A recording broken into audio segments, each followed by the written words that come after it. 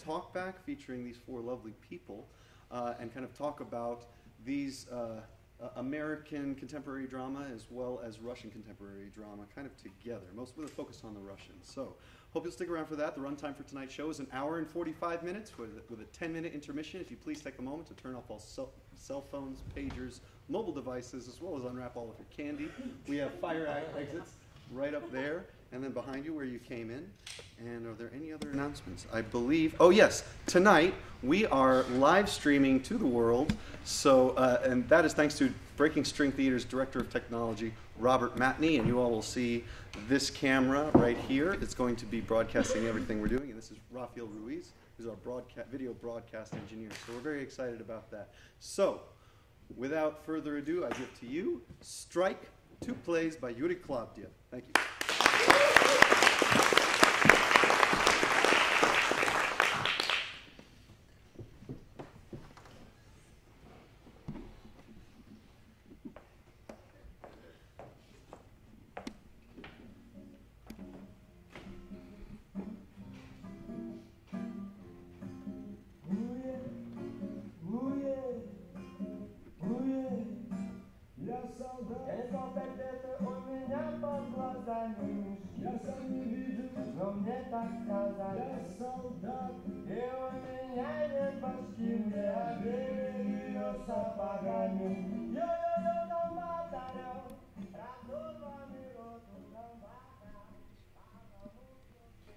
If you didn't know any better, it would seem like a snap. Just up and go. All you have to do is cut halfway across the city and then kick back. Easy as pie. There's a little resort place there. You rent a little cottage, pull some beer out of the fridge. You get the idea. Pine trees. Forests all around. I hadn't been out to the woods for like 2 years. I mean, that's not counting the times I went out there to work over some retard. That's different. I'll tell you what. Life is hard. You gotta take time off. Otherwise you get to feeling like a gnat trapped on a bus window. You ever seen that? Sure you have. Starts climbing up the window, then slides back down again. Starts climbing again, and then slips back down. This goes on forever until it reaches the crack in the open window or until somebody squashes it. I'd never been to that little resort place before, but what's the difference? They're all the same except for how much the bar charges for tequila.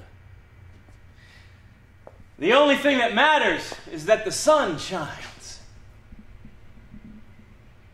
And that no jackass starts a war. I got burnt to a crisp. My head was exploding with an inferno of thoughts surging in from eternity, even as they struggled wildly to keep pace with real time. Don't even think about death. There wasn't a single untouched spot of earth where we were. Shrapnel, tracks, shells, empty cartridge cases smashed underfoot. I dragged him off in the direction of the sea, and he's barfing all over my back because his lungs were burned out and because he only had a few minutes left to live. But that's a lot when you're in pain. Who can say how long that is? Remember that.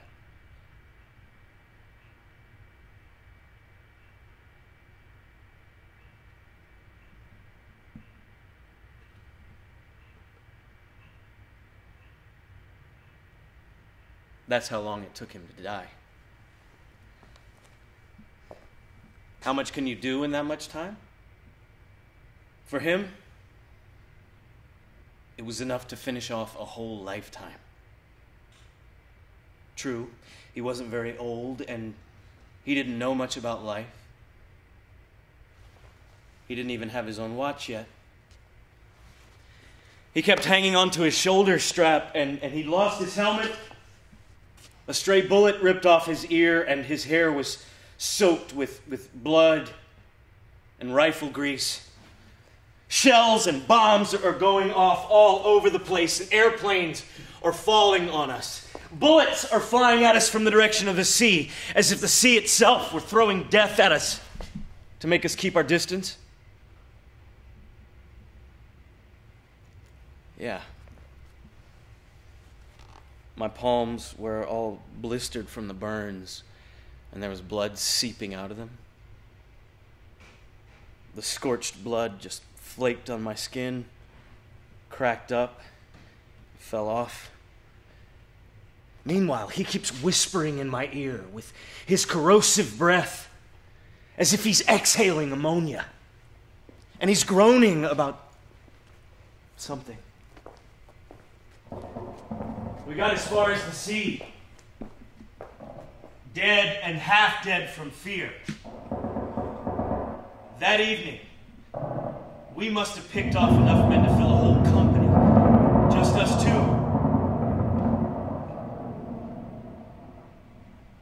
On that part of the front, for about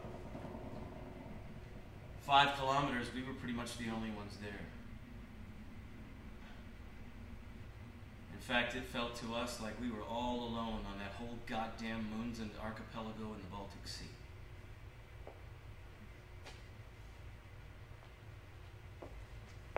I often think about my grandfather. He used to sit on the balcony in the summer and gaze out at the field where it looked like little tiny people were playing soccer. And then sometimes he would lift up his head and stare forever into the crown of a big, huge poplar tree that grew right in front of our window. He hardly had a face left anymore. But there was nothing scary about him, you know? I mean, even when I saw him for the first time, I wasn't the least bit frightened. He had a way of smiling with his whole body. His whole being, you know what I mean? Like, he drew in everything with that smile. He loved living life. Maybe it was because he'd spent most of his life working. You probably know what it was like under the communists back then. You'd work, and you'd work, and you'd work your whole life long until you keeled over, and then they just put you out to pasture.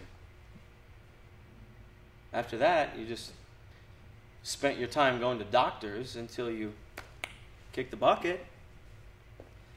The main thing, he never read newspapers. He couldn't stand those things. Because that time I was almost cut in half, they had to stuff up my wound with crumpled newspapers. And that cheap army paper newsprint, it instantly got all soggy and acidic and started seeping into the wound. That ink was poison. I knew that. And I thought about that at the time. What's going to happen to me?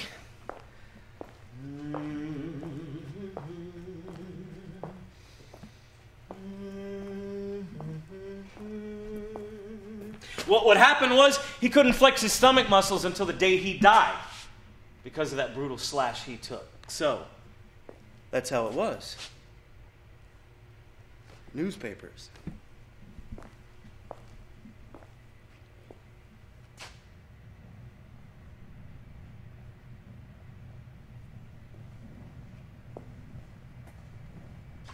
That was scary when the first line went down. They all just went right down. Later, I'd read about the war and that stupid comparison with cut grass. They all went down like blades of grass. Fucking nonsense!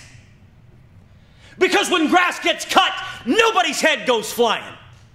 Grass doesn't howl with pain. It doesn't squeal like a stuck pig. And it doesn't crawl around looking for arms that have been shot off. You don't have to go around with a pistol and finish off blades of grass. It doesn't spend its last breath trying to crawl after you.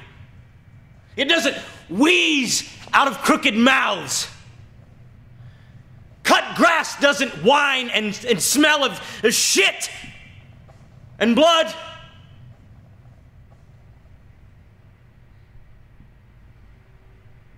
Later, when I learned to take good aim, it got easier.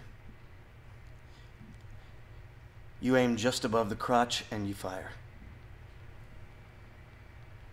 You go from left to right, then back again. That way you get the stomach and the abdominal aorta. That's a guarantee. Just get out there for a bit of R&R.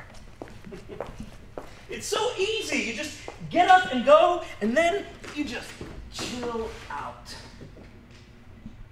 Don't think about a thing, and don't pay any mind to what's going on. Just let it all roll by.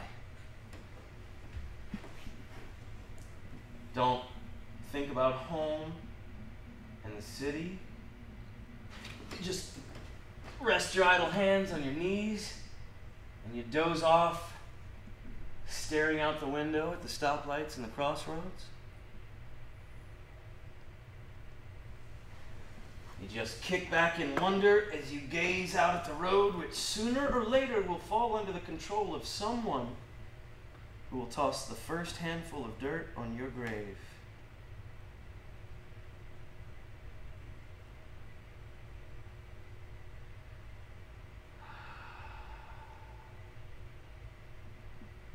How beautiful it all is. So simple and so beautiful. I used to have the most beautiful dreams. I never could remember any of them, and I always regretted that. I was blown out of a trench by an explosion right in the middle of one of them. And I landed flat right on the ground, and a piece of wood came down on top of me. It must have been a nail sticking out of it that punctured my cheek. I wondered if it might get infected. I only noticed it later when I was groping around for a new round of cartridges. You know, there's an old wives' tale that if you piss on a cut, it won't get infected because the piss acts like a disinfectant. Then I think, how the hell am I going to piss in my face? Shit. Maybe I ought to ask somebody else to do it? But then I think the piss has to be your own. So, in the end, I pissed on my hands, washed my face in it. I never did get any infection. Maybe the old wives' tale is true.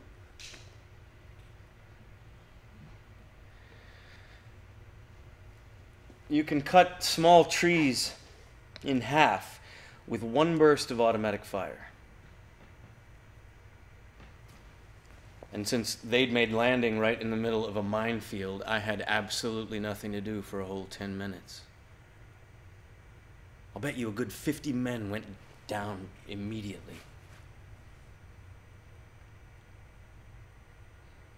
After that, the others started coming in more carefully. They were taking these careful little steps as if they were walking through a whole field of shit. And they didn't want to get their boots messed up. Didn't matter much, though. If it wasn't one place, it was another. It was like a little black bush would grow up suddenly. That was that. Sometimes the breeze would blow the spray of blood over me. So much for them. They never said much at all, just a few shattered cries. That's exactly what helplessness sounds like. It's when you know what to do that you can keep silent. There was this thing that happened. A few of us friends went to the movies, and Denise was there. And he keeps Well, he was the most drunk of us all. He keeps putting his feet on the backs of the seats in front of us. He always did that. And later, these other guys came in and they say, "Listen, dude, get your feet off of there. People sit here." And Denise goes, "Fuck you, man. You can sit wherever you want to, but my feet are staying right here." I don't remember much of anything after that. Things started flashing before my eyes. All right, steps, velvet, stucco walls, doors of some kind. I get this sensation that somebody's dragging me by my collar. And I tried breaking free, of course. But my feet were dangling on the ground like two earthworms in a bird's beak. Those guys beat us to a pulp. They broke my arm, Denise's jaw. Something happened to his eye, too. He went blind later. Huh. Naturally, we got our guys on it. They check things out through back channels. And they come back to us and they say, "Forget it, guys. This one's a dead end. You ran up against some serious folk. These guys are big stuff. The real thing. Try it if you want, but they'll bury you." You know, I wonder if that flashing sensation is what happens in a real battle, like in a real war, when you don't get around to making sense of anything until you're already blown away. You know, my grandfather, he talked to me about the war a lot. He was a machine gunner. Was almost killed during the landing at Munzund, wherever the hell that is.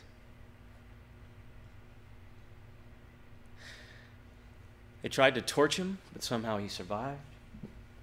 Maybe he was just too ornery to burn up all the way.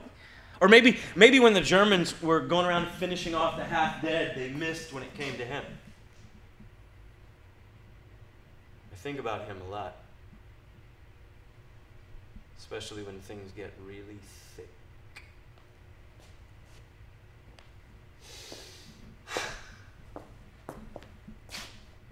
What a gorgeous, bright day. You know, I'm going swimming as soon as I get there. I'll stop off and pick up a six-pack or two on the way. Those little resort places charge an arm and a leg. There is nothing more natural for a human being than water. Unless it's your mother or your own home. Because nothing lets you be yourself like water. You want to have fun? Go for a swim. You want to die? Drown.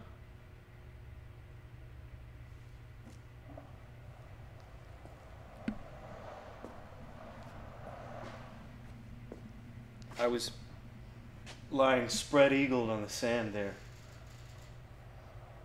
My machine gun was lying next to me. I was catching my breath. It was catching its breath too.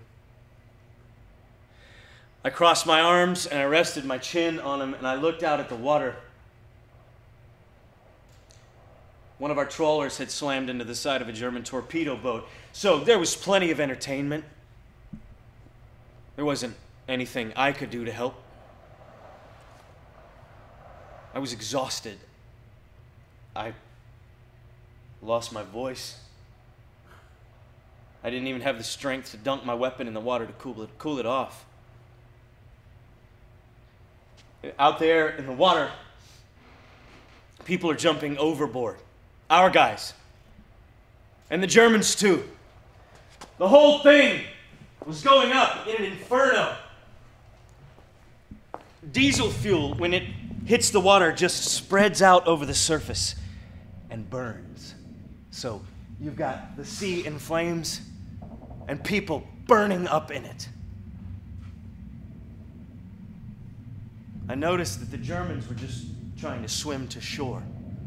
But our guys, even going up in flames in the water, were still trying to take Fritz down. They were going after him with knives or hanging onto his legs, trying to pull him underwater. So what if I drown? You're going with me too, fucker. And all those guys, they had their intestines burned out. They were drinking in that burning diesel, and that's the end of it, man. After that, you've got a half hour left. Tops. And no half hour is enough time to clean that shit out of you. So what you do is you use what time you've got left to kill as many people as you can. Kill all of them fuckers. Kill every motherfucking one of them you can get to. Every goddamn one of them. You go after them with your hands, your teeth, your feet, and you all go down to the bottom. And on the way down, you cling on to that bastard so he can't come up for air. And you're sucking in salt water, and you scratch at his throat so that he does too. And you all die in the dark.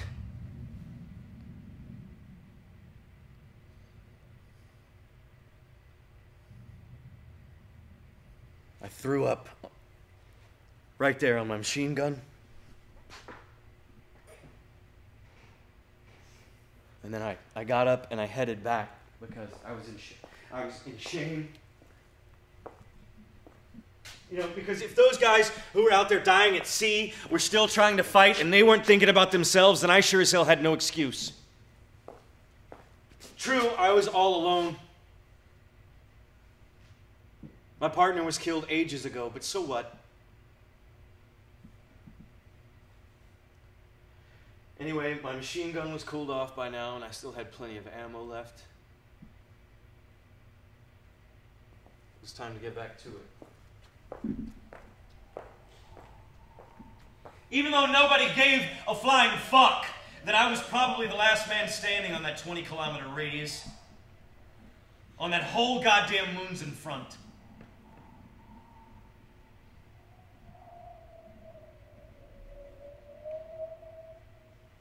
It happens like that sometimes.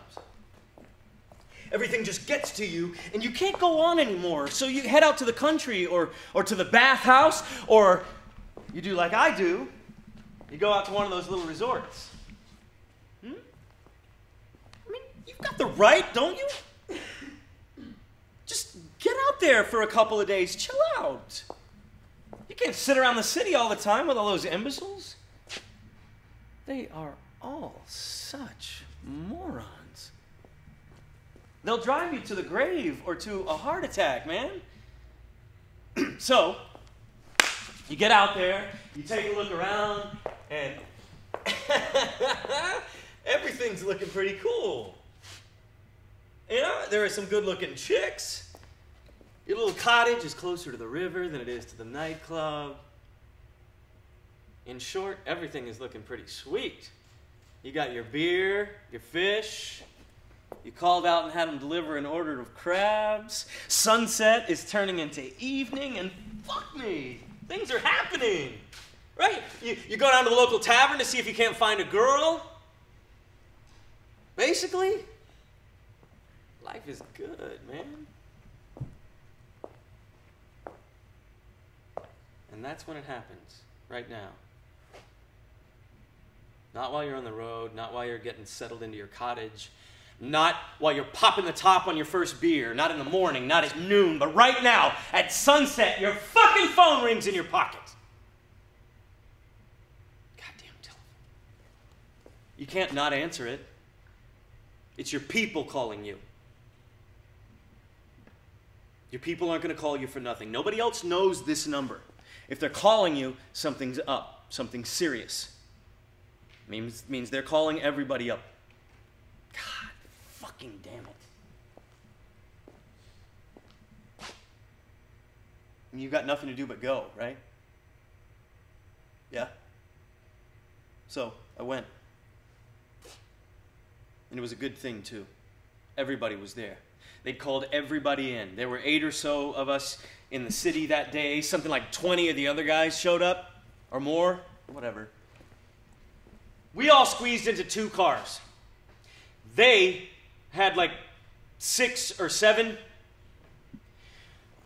We get out all peaceful like, hey, dudes, what's the problem here? Let's figure this thing out. But man, those guys came flying at us like fucking bats out of hell. The fucking shit hit the rotor blades.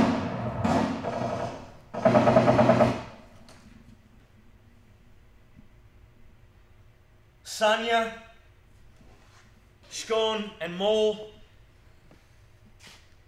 went down immediately. Fuck. Those dudes were... Sonia and I had known each other since school. We used to box together. We were inseparable.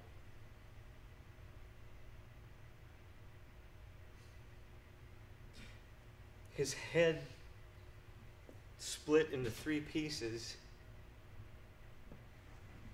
One of them landed on my cheek. Slid down real slow and sticky like huge gob of spit. We took cover behind the car and I got to thinking, these dudes didn't come here to talk, man. They came here to fucking terminate us. This is a goddamn war. And my grandfather told me all about the war. What it's all about and what happens in it. He really schooled me on that, man. I used to love listening to him. He would sit me on his knee and he'd talk. Grandma used to get really pissed at him because he would use all the choice words and everything. I mean, if some motherfucker fagged out on somebody, man, he'd call him a fucking faggot. I was transfixed listening to that. I mean, not the motherfuckers. I knew plenty of motherfuckers from the older kids at school. No, man. His stories were just really interesting because in his war, everything happened all at the same time. It wasn't like the shit you read in the books. In his war, everything was real sudden-like. Nobody ever knew what the fuck to do because our guys would be spinning their wheels and we'd all be scrambling every which way and the enemy would have us hunkered down under heavy fire and they would keep the noise at ear split level. That's just how it was with us.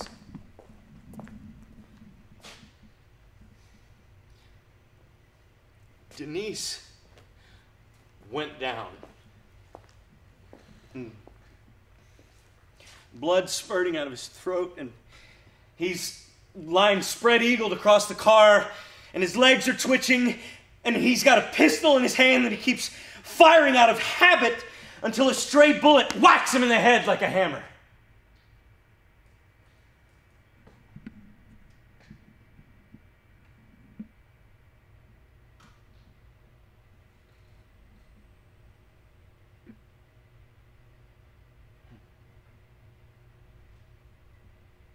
It was right then that I noticed that the crows sitting in the trees were as calm as any Sunday. Just like somebody drew them in there with a pencil. It wasn't until I started firing at them that they all raised up and flew over the trees. That was the ones that survived. The others that I nailed hit the ground so fast that their own blood came raining down on them when they were already lying dead in the grass. Meanwhile, those other ones up in the trees just fluttered back down on their branches. It was like people watching a good movie in the theater and they don't want to miss a single thing, but some jackass in a big hat comes in and sits down right in front of you. So you gotta move a bit.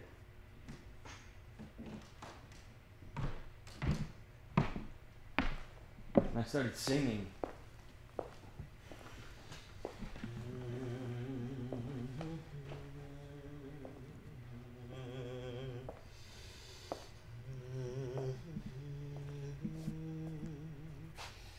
I always sing when I'm scared.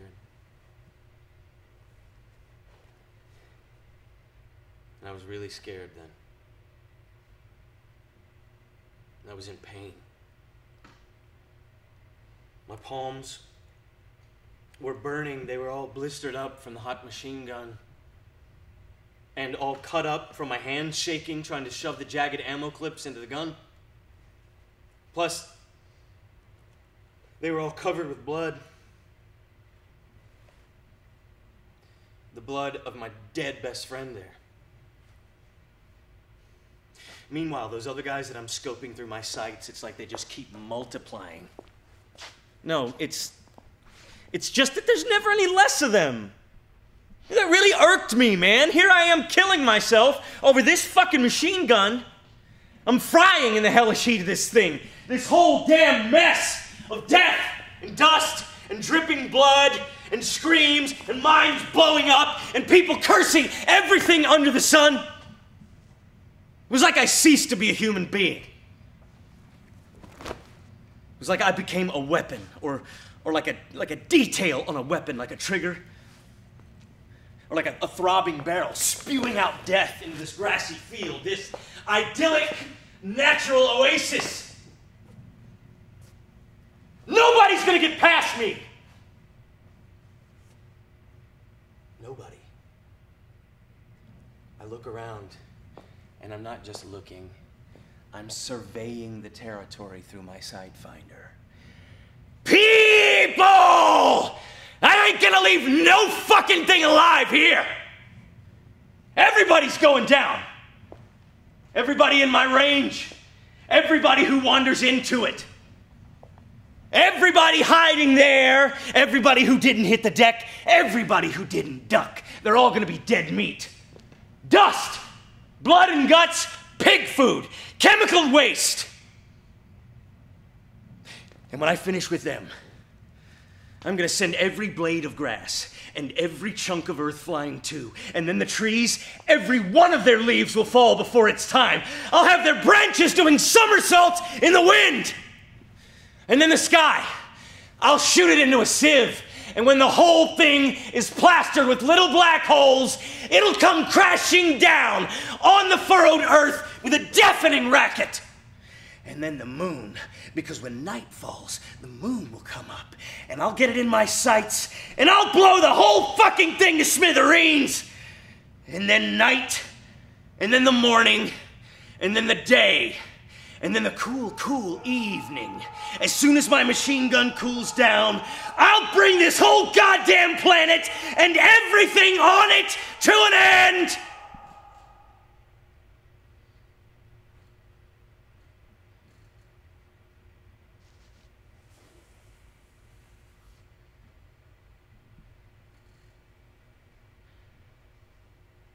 And maybe after that there won't be any more war. Maybe then I can take a break from all this shooting. Me, the machine gunner on this goddamn front line, which extends as long as my own whole life and maybe even longer.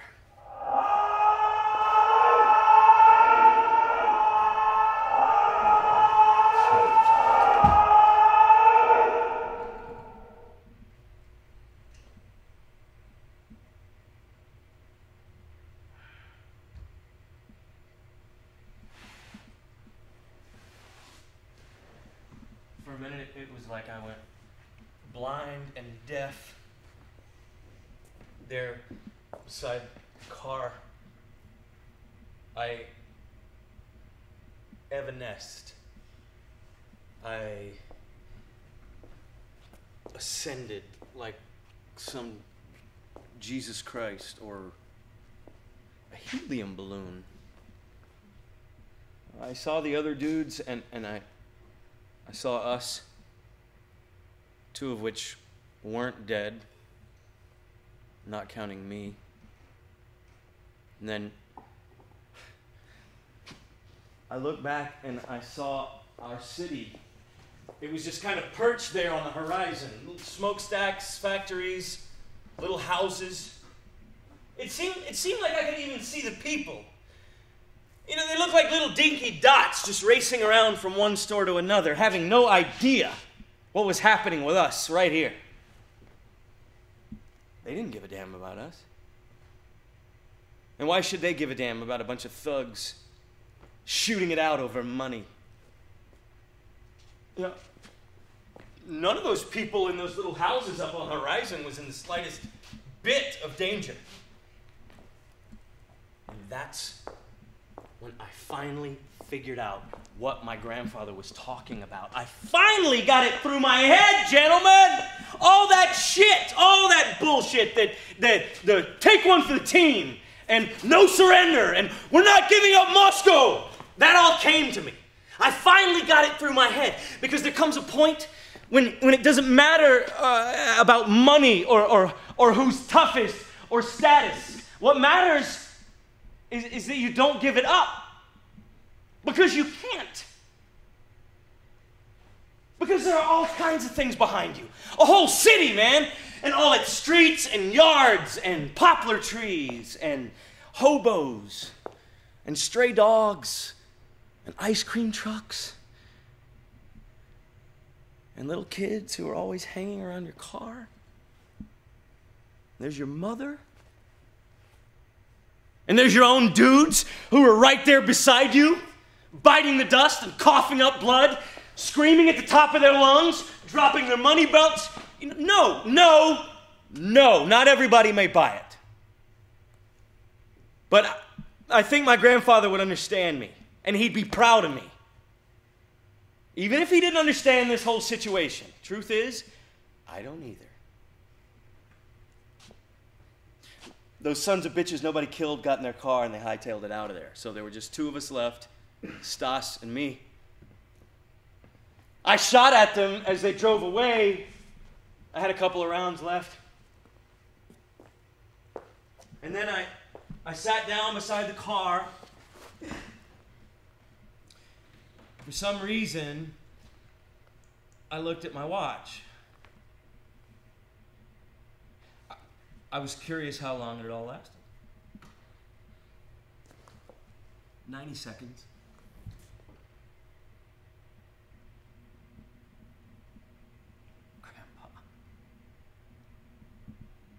Grandpa, fuck me! How in the hell did you do this for 4 years if a minute and a half here was like this?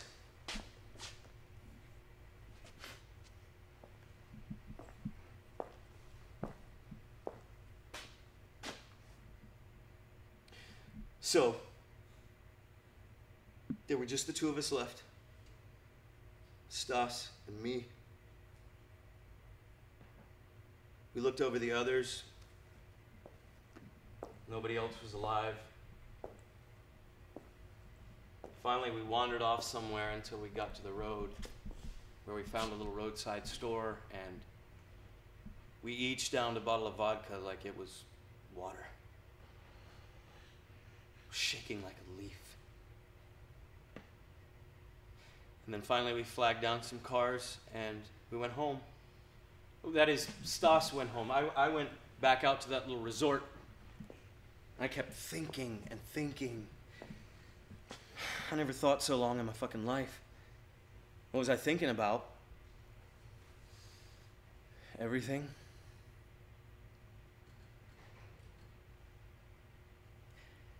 Finally stopped shaking, and I looked out the window where I saw the forest kind of fanned out before me like a huge banner.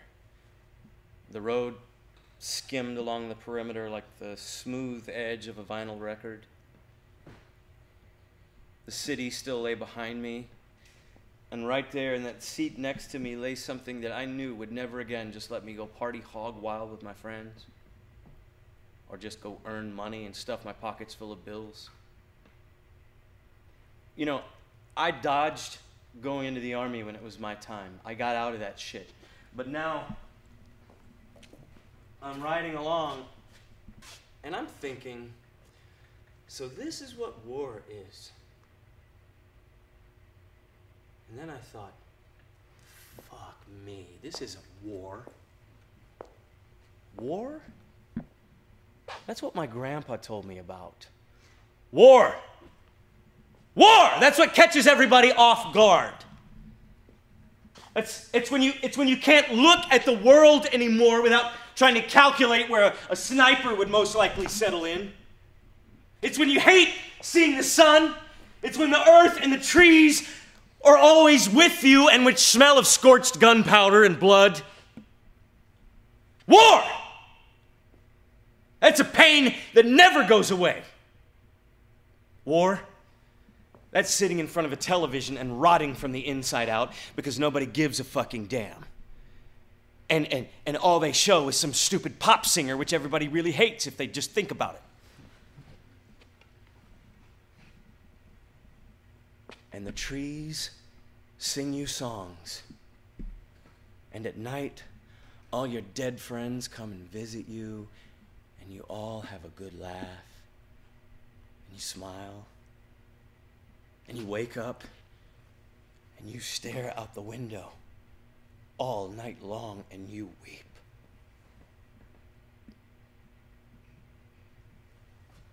But me? I got no fucking problems. It's all totally different with me. But what the fuck am I dreaming all this up for? And what the hell am I fighting for and destroying everything around me for?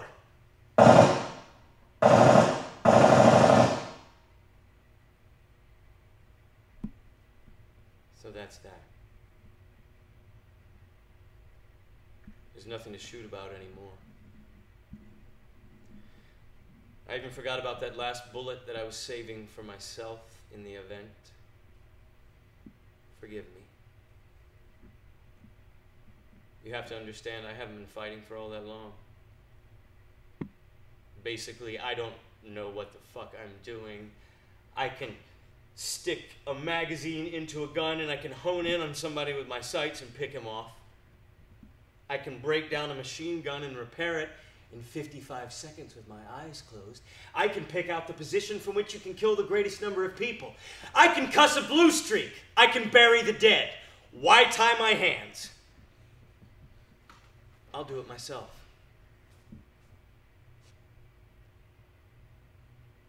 So shoot.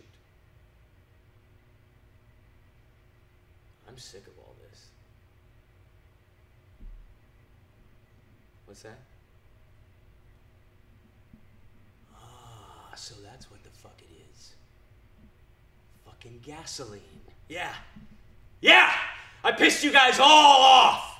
So now you're gonna have your fun, huh? Er vore en soldat! Fuck knows what you're talking about. Same to you. Huh? You got a pistol too. And at least you won't burn me alive. Go fuck yourselves, you mother sons of bitches!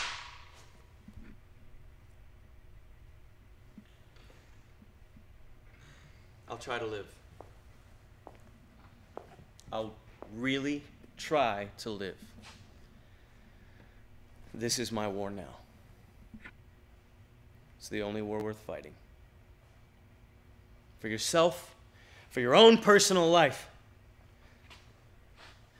This front line of mine extends across the entire universe. It encompasses all my cities, my forests, all the places where I have been, and all the places where I still must make a stand to the death. And I will. I will stand to the death until death comes itself. There is no other way. No other way. Grandpa, wasn't it you that told me that? This front line of mine, I will hold it down. Don't worry about me. I am an Iron Man. I am all seasons in one. I am every army there ever can be. I hold in hand every weapon you can ever imagine. I will live as long as I need to. I will not run. I will not disappear.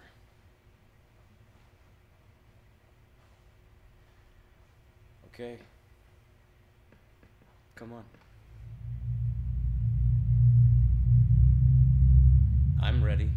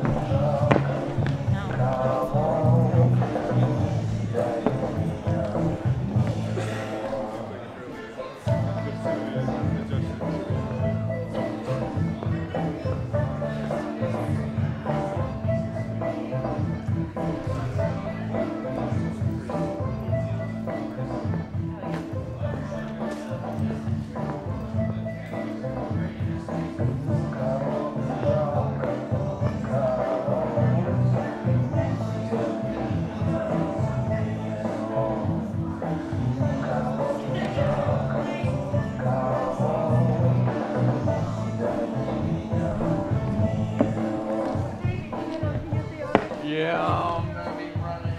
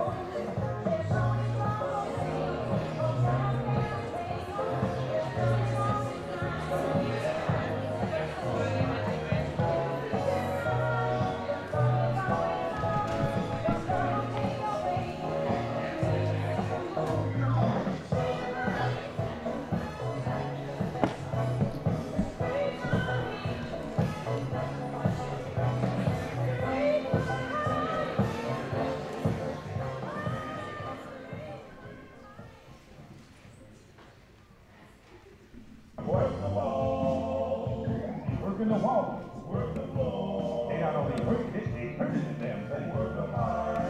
The pipe. Welcome to the Freedman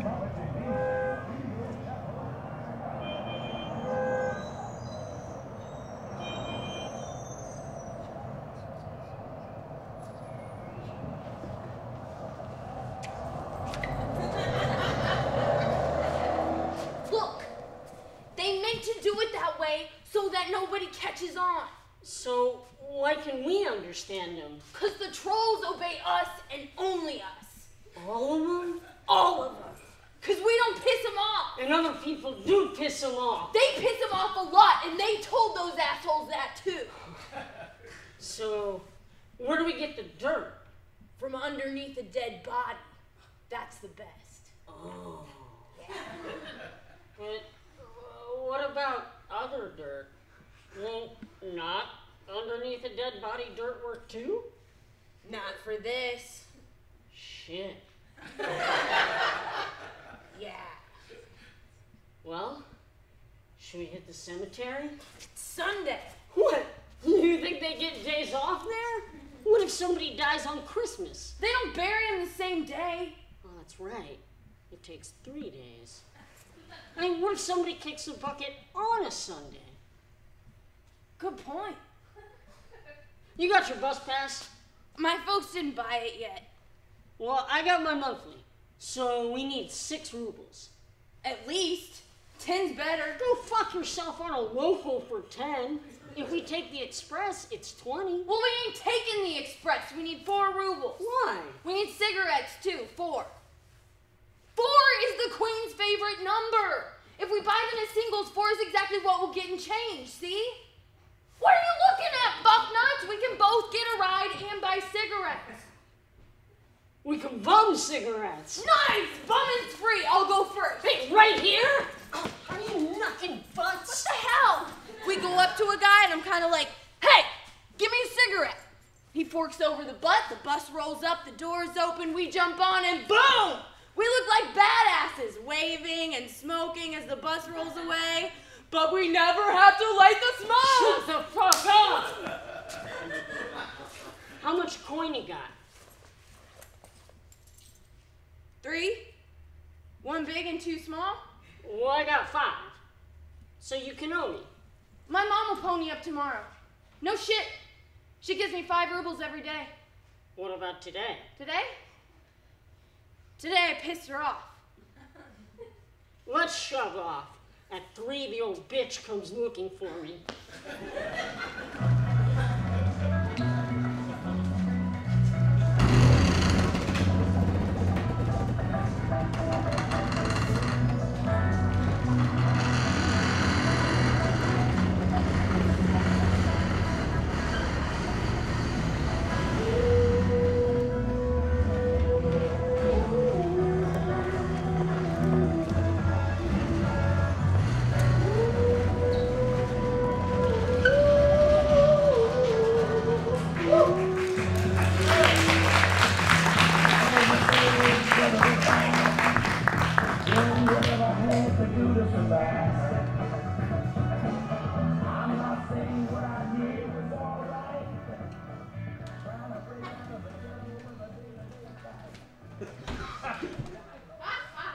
Short-necked bittern. How many letters? 9. Do we know any of the letters? If I guess Pilgrim right, the first one's P. Pond heron.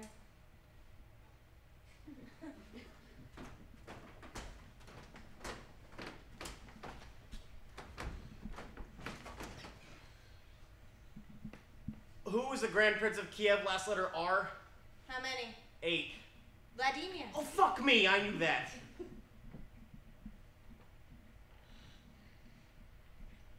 You know, they all have names, but some of them have names you'd expect them to have. What do you mean? Vladimir, Ah. Igor, Well, yeah. Boris, What about Mikhail? Archangel Mikhail, called Satan out of the heavens. Oh, well, he did do that to the communists. Exactly. Well, yes.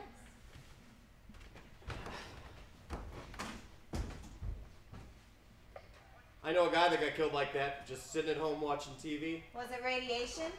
Saw a show about it. They said that during Brezhnev's years, they were working on a way to shoot radiation from the television.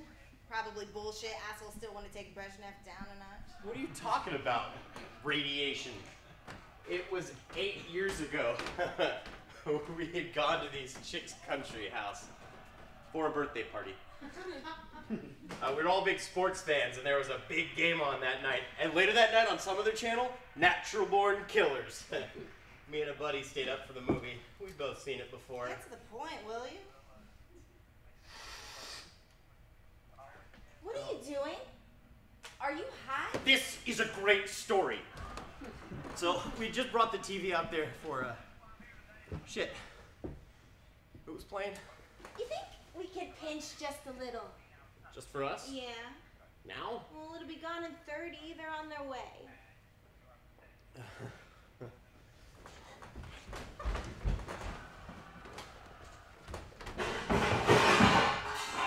In the freezer. I know.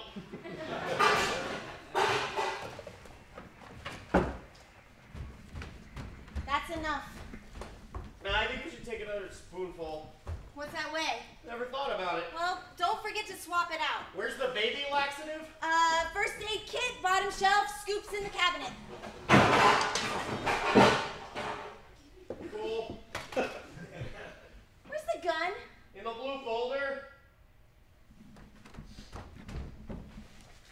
The one with the flowers? No, the plain blue one. There. Got it. Golden. Let me see. Yeah, looks good to me.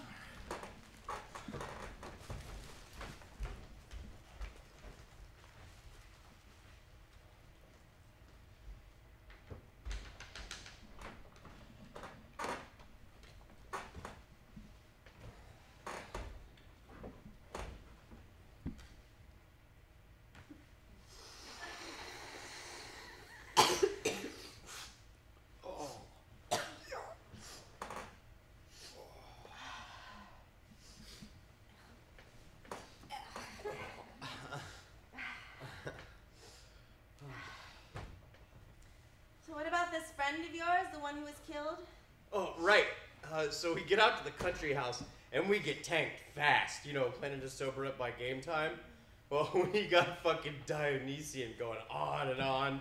And this guy was a professional drinker. He could watch TV shit-canned, and meanwhile, I was a super professional drinker.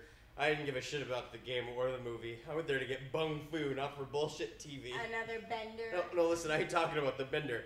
After the game, all of us got drunk again.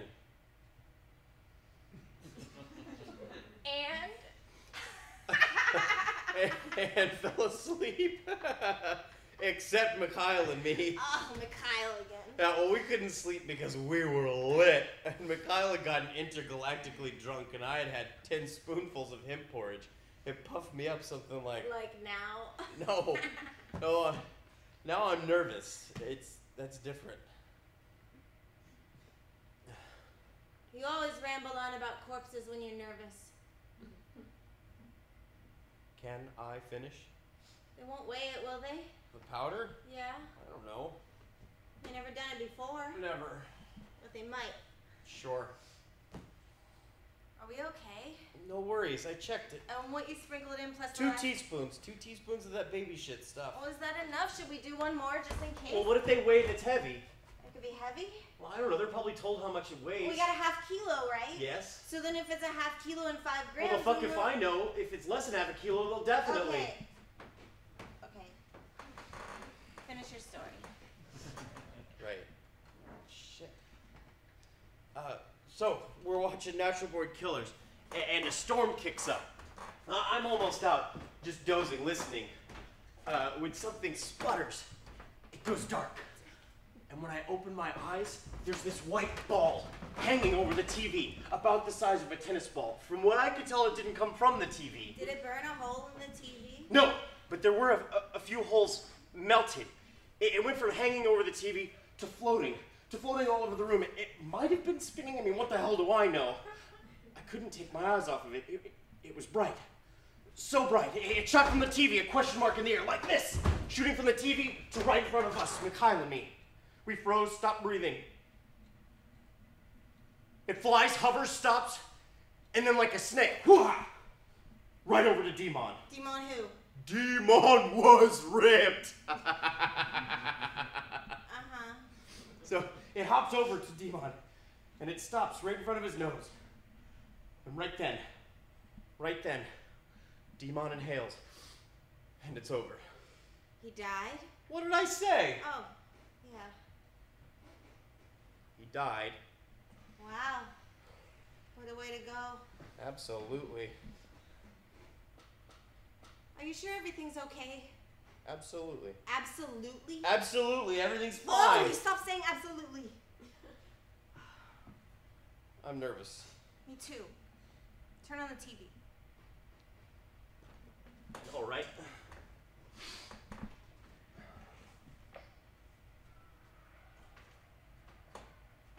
If they don't wait, we're fine. If they wait, I shoot. If they wait, you shoot. Absolutely.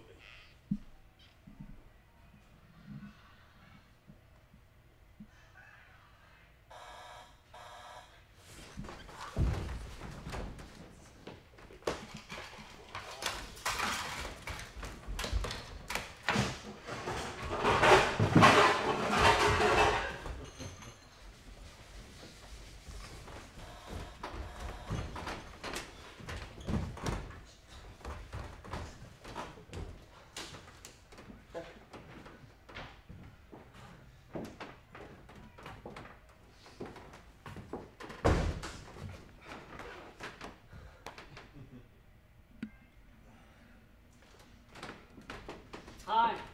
Good afternoon. Hey there, sweetheart. Hey.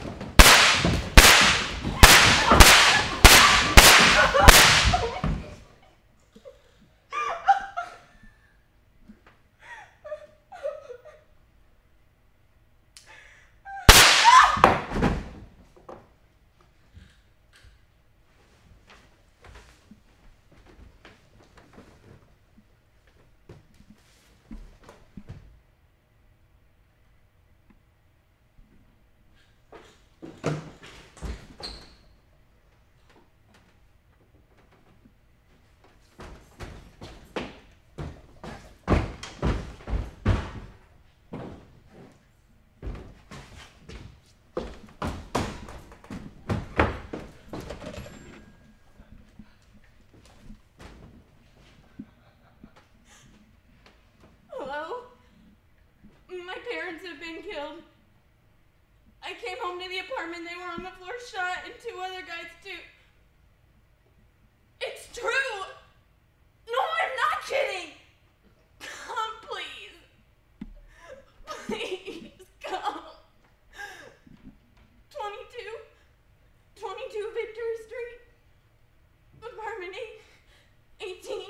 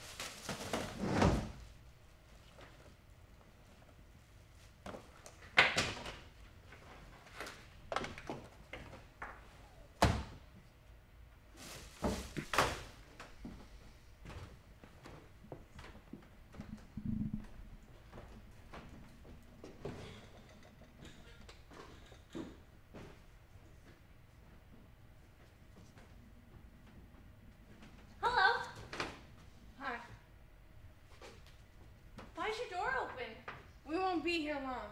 You're moving? I don't know. I'm going somewhere else for now. So who's moving in here? They'll probably rent it. Why? You don't know? We just moved in today. And this is the first place you stumble into? Some luck. Why? 'Cause somebody shot my mom. Yesterday. Here, and bad too. Yeah? Yeah. What are people supposed to say to you when your parents have been killed? You say you feel sorry for them.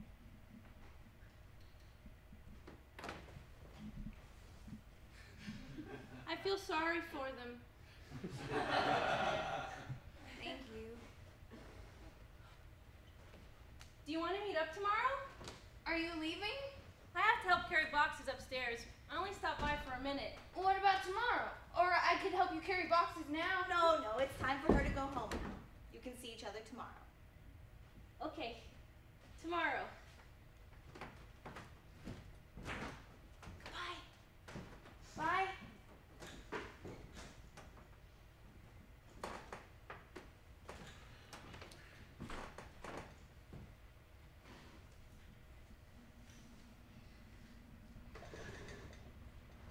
Grandma, I'm done.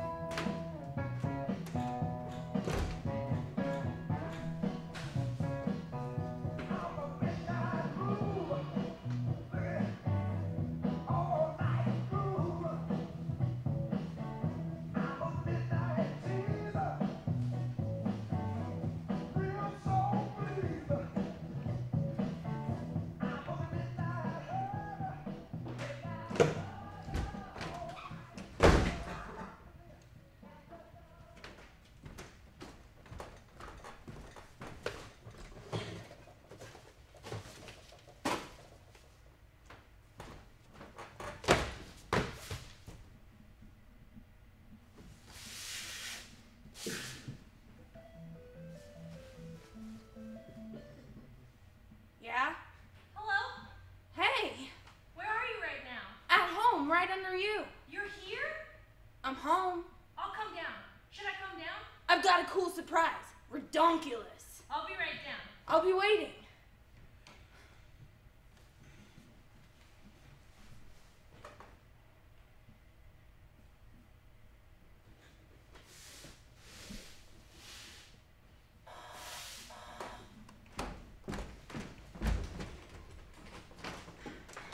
What are you doing here? Do you remember the first time we met? Do I remember the first time we met? Yes. Of course. I was over there pulling out books. Okay. Look. Holy crap. See? Were they on the floor? Exactly. They were in there. Where's your mom? Over there on the sofa. So she crawled all the way over here. But look! What? What? There's nothing. There's no blood. None? If she crawled, she'd drip all over the place. But there's nothing, see? Oh, nothing. She mopped it up. Mopped? You sure do echo a lot. Echo? Why?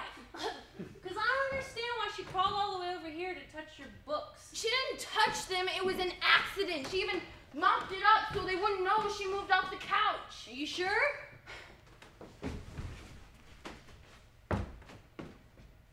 I know. For sure. She definitely stood up. Yeah. She put something in my books. What? Look. What's that? Money? Dunno. I haven't opened it yet. Why?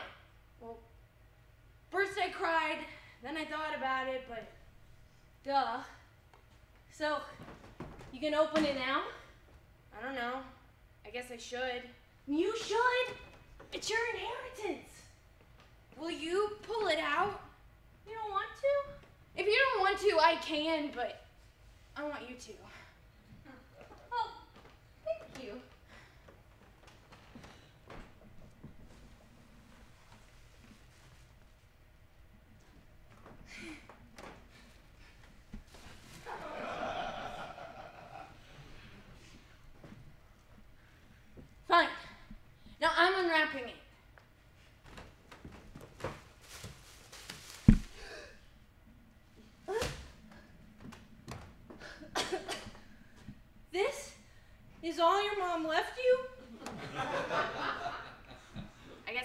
else was worth anything.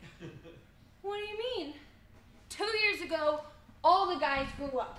They started wearing watches. So I got into Mom and Dad's stuff to find a watch for me, and Mom tells me Dad only has the one watch. Well, he has an alarm clock too, but the thing about that is if you don't wind it all the time, it lies. Anyway, Mom never even got fake pearls. Just a chain and a wedding ring. Well, what about your dad?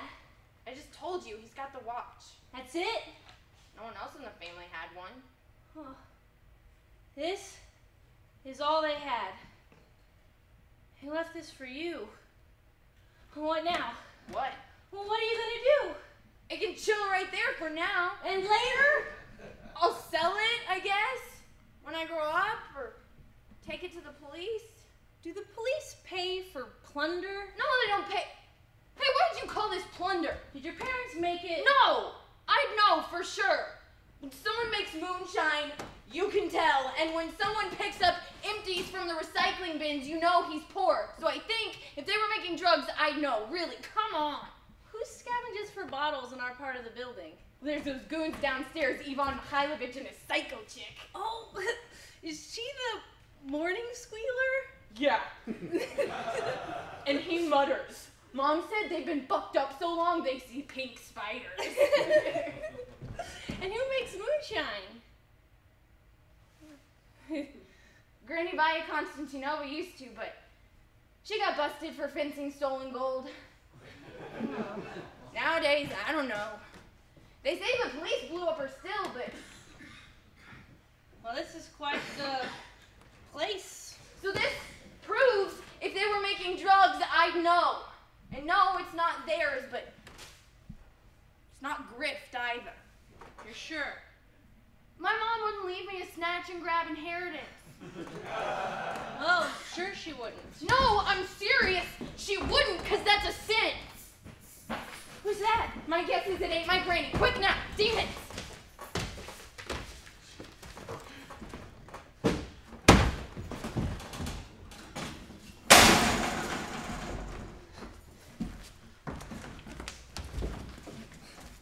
Why you stumbling? It's like you picking a lock. This ain't my place. I never held these keys before. Sure. Where? My dick if I know where that junkie put it. She could have poked it anywhere, you know? An addict on the edge of dying like a dog. Yeah. Good idea trying to get inside her head. Where was she? Here on the sofa. Are they friends? I don't know. Oh, I see you're packing. Just in case I run out of money. So, Mr. Q Public, I should take you downtown? Go ahead. Arrest me, Dick Tracy. Look, anything under there. No. Oh, what's this cleaning rag doing here? Where? Here. Was it there before? No. Could have been the family cleaning up. In Africa, they would sell all personal effects. Magicians would buy trinkets of the dead men. That's some kind of inheritance, huh? This particular inheritance would bring good money back home. Why's that? Blood. See the blood? Someone wiped up blood with this. Under the rug. Bingo! Fuck a duck, there's no fucking thing in here either. Fuck! Looks like we've got a case of Find the Rat. What do you mean rat? It's a child's game, anyone can see that. Think whatever you want to, but for the past 2 days, none of our guys have been here. Not even you. Why the hell would I come? We said we were coming today. But the family, you said... I think so. Somebody took the bodies out, right? They go on the ground today. Well, let's go! Are you fucking nuts? What do you suggest, we hide here? You're a real lump of clay, aren't you? Full of shit. Full of shit? What do you suggest? The two of us just whooped up in the car, no warrant, no nothing. Say hey there, grieving family. Going over to that funeral, hang out, and mourn, then go to a restaurant, we'll just tear your house apart. Listen, it ain't gonna happen. Not even close. So what do you suggest? Kick down a door? Call the cops? We should call the loony bin about you. You pressure them, and they'll talk. Me? You're nuts. Who? Me? If I do it, it's a crime. moron. You have an idea? Get the hell out of here. If it's here, it's here. If it ain't, it ain't. End of story. For you, I've got to tell Jamal about it, then it's the end of my motherfucking story. That's not my problem. Not your fucking problem. Let's go get this family. Jamal gave me till this evening because he thinks I took the shit. Well, then you're already dead. Yeah. Tell me about this family. Some old woman, one of their mothers. And you think she took it? Fuck knows about retirees these days. It could have been her. With the chump change you get, you not only sell the dust, but your own fucking guts. Well, then again, after 15 years of chasing dragons, who'd want your organs anyway? That's it. Let's go to her place. And what if it's not her? You'll give her some heat and we'll know. You a whack job? If I go, the only thing I can do is sit in the car and wait. You won't come in with me. Fuck no. Where you from again, friend? Somalia. How could I forget? That may fly in Somalia where drug dealers and cops tap Graham off a horsey, but this is the real world. You go and do what you gotta do. I'll wait in the car. Wasn't there a boy? Yeah. What if he took it? Oh, well, the kid, he's a fucking zombie after all this. Why'd he take it? Where would he take it? He's just a kid. He wouldn't even know what he had. How old? Something like 10. Then he knows. Trust me. Why aren't you at the funeral?